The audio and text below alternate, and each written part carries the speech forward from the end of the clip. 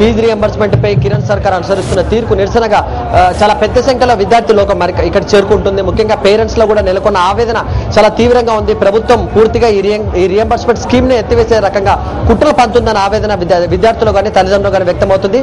అది ఈ కార్యక్రమంతో పాటు ఏ రకంగా ప్రభుత్వంపై ఒత్తిడి తీసుకొస్తున్నారు పార్టీ పరంగా మనతో మాట్లాడడానికి ఎమ్మెల్యే కునా శ్రీశైలం గౌడ్ మనతో ఉన్నాడు. సార్ మీరు చెప్పండి, ప్రభుత్వం మీద ఏ రకంగా ఒత్తిడి తీసుకురాబోతున్నారు? ఈరోజు విజయమ్మ గారు ఈ యొక్క ఫీజు దీక్ష అని చెప్పి మరి ఈరోజు కార్యక్రమం చేపట్టడం జరిగింది.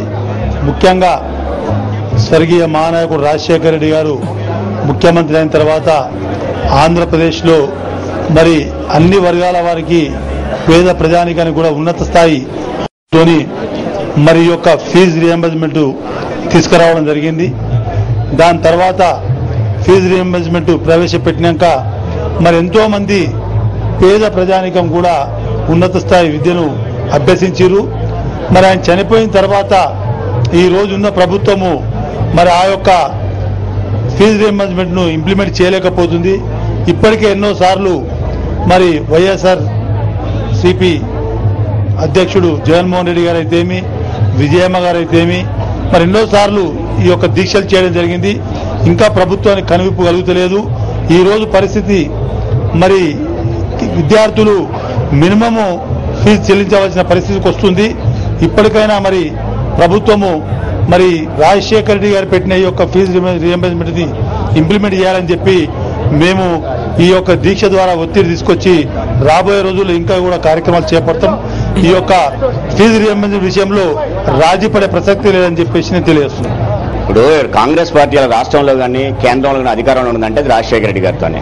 రాజశేఖర రెడ్డి గారు ప్రధానంగా ఫీజు రియంబర్స్మెంట్ కానీ ఆరోగ్యశ్రీ కానీ ఈ పథకాల ద్వారానే ఈ రాష్ట్రాన్ని అధికారంలో తీసుకొచ్చాడు. ఈ ఫీజు రియంబర్స్మెంట్ ని సాచురేషన్ అంటే ఎంత పిల్లవాడికి అవసరమో అంత కూడా గవర్నమెంటే భరిస్తుంది అని, అంటే ఉన్నత చదువులకు పేదరికం కానీ మారుమూల ప్రాంతం కానీ ఆటంకం కాకూడదని ప్రతి ఇంట్లో కూడా ఒక ఉన్నత ఉద్యోగస్తులు ఉండాలని చెప్పేసి రాజశేఖర రెడ్డి గారు కోరుకున్నారు. కానీ గవర్నమెంట్ రాజశేఖర రెడ్డి గారు మరణించిన తర్వాత ఆ పథకాన్ని ఎత్తివేయాలని ప్రయత్నం చేస్తూ ఉంది.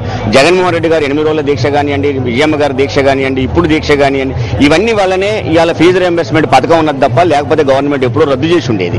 ఈ ఫీజు రియంబర్స్మెంట్ ని వాళ్ళ 35,000 రూపాయలకి పరిమితం చేసి ఒక కాలేజీలో 1,20,000 రూపాయలు కూడా ఫీజుని చేసేసి ఆ పెద్ద కాలేజీలలో కానీ మంచి కాలేజీలు అనుకునే వాళ్ళు కానీ చదువు మంచిగుండే కాలేజీలలో కానీ అది పేదవాళ్ళకు పనికిరాదు, అది పెద్దవాళ్ళకే పనికి వస్తుంది. 70,000-80,000 రూపాయలు ఎవరైతే ఫీజులు కడతారో వాళ్ళకు మాత్రమే ఆ కాలేజీలు, మిగతా కాలేజీలకు లేకపోతే వీళ్ళు చెప్పిన ప్రభుత్వం చెప్పిన పద్ధతులనే బెంచీలు ఉండవు, కుర్చీలు ఉండవు, ఎక్విప్మెంట్స్ ఉండవు, అలాంటి చోట మాత్రం పేదోళ్ళు చదువుకోవాలని ఒక దరిద్రపు ఆలోచనని ప్రభుత్వం చేస్తా ఉంది. కాబట్టి ఈ ప్రభుత్వం మెడలు వంచైనా సరే ఈ ఫీజు రియంబర్స్మెంట్ అమలు చేయాలనేది వైఎస్ఆర్ కాంగ్రెస్ పార్టీ కోరుకుంటా ఉన్నది.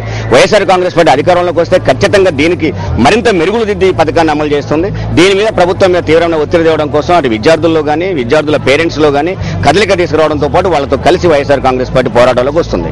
1,00,000 కోట్ల బడ్జెట్ అని ప్రభుత్వం గొప్పగా చెప్పుకుంటుంది. విద్యార్థులకు నిధులు ఎందుకు కేటాయించట్లేదంట? ఇప్పుడు 1,03,000 కోట్ల బడ్జెట్ తోనే రాజశేఖర రెడ్డి గారు ఆరోగ్యశ్రీ కానివ్వండి, లేదా ఈ ఫీజు రియంబర్స్మెంట్ కానివ్వండి, లేదు ప్రతి పథకాన్ని ఇవాళ ప్రతి ఇంట్లో ఏ ఇంటిని చూసినా ఏదో ఒక పథకం అమల్లో ఉన్నది. అంటే 1,03,000 కోట్ల రూపాయల బడ్జెట్ తోనే రాజశేఖర రెడ్డి గారు దాన్ని అమలు చేసినప్పుడు ఇలా 1,65,000 కోట్ల రూపాయల బడ్జెట్ లో ఏం చేస్తాం అంటే పెద్దవాళ్ళకు మాత్రం కేంద్రం 2,00,000 కోట్ల రూపాయల సబ్సిడీలు ఇచ్చిన ప్రభుత్వం ఈ పేదవాళ్ళ కాడికి వచ్చేసరికి ఎందుకు వెనక ముందు ఆడుతుంది అంటే ఇది బీసీల వ్యతిరేక ప్రభుత్వము, ఇది పేదల వ్యతిరేక ప్రభుత్వము, ఇది బలహీన వర్గాల వ్యతిరేక ప్రభుత్వము, ఇది తన పబ్బం గడుపుకోవడం కోసం ఢిల్లీ నుంచి